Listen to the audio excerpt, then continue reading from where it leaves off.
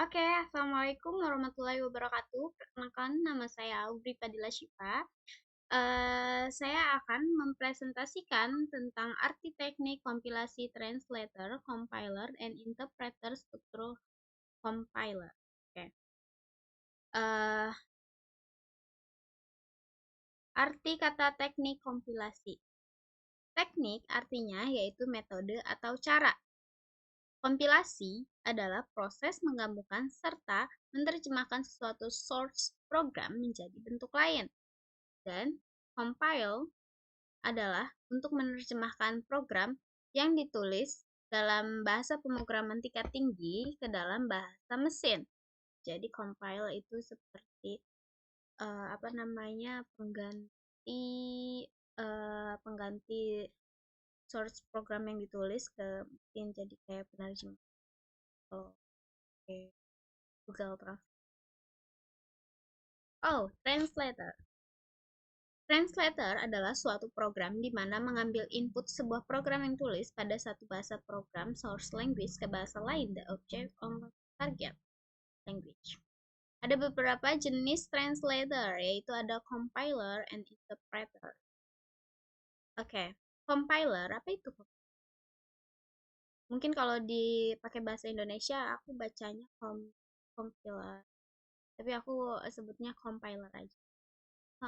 Compiler adalah sebuah program membaca suatu program yang ditulis dalam suatu bahasa sumber source language dan menerjemahkan ke dalam suatu bahasa sasaran target language dari bahasa tingkat tinggi ke bahasa mesin atau ASC.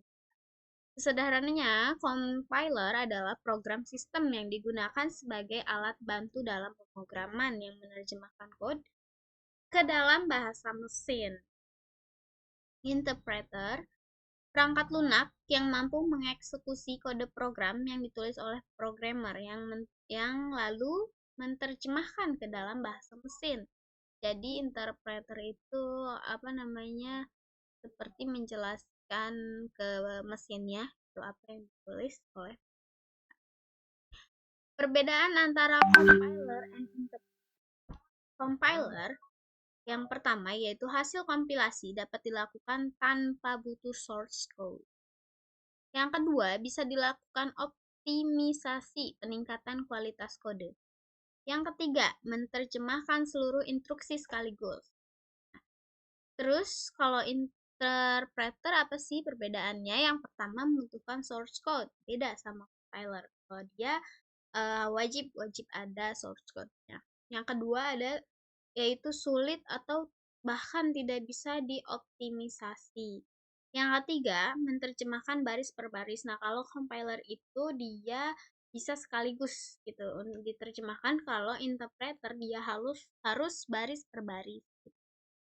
Struktur compiler seperti ada pada gambar program sumber, menganalisa leksikal, menganalisa sintaks, menganalisa semantik, pembangkit kode antara, mengoptimalkan kode, pembangkit kode bahasa sasaran, dan di samping kanannya penanganan kesalahan, samping kiri tabel SIM.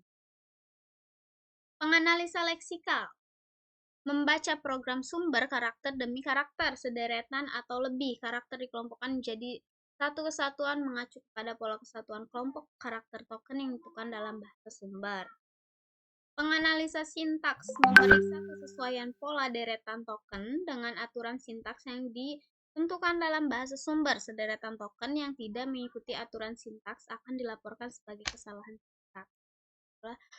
Fungsinya penganalisa sintaks. Kalau ada error, jadi dia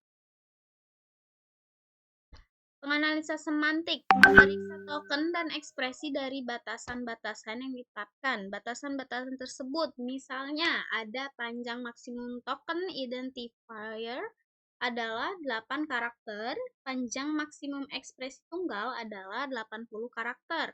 Dan yang ketiga ada operasi aritmatika harus melibatkan operan-operan yang bertipe. Pembangkit kode antara. Pembangkit kode antara intermediate code berdasarkan pohon parsing, pohon parse.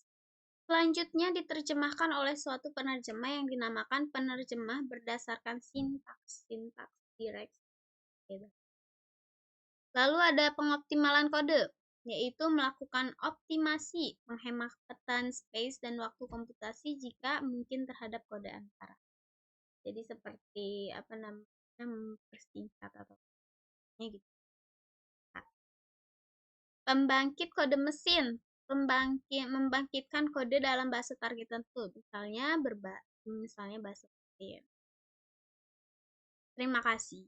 Oke, jadi segini aja presentasi aku tentang compiler and interpreters. Oke, wassalamualaikum warahmatullahi wabarakatuh.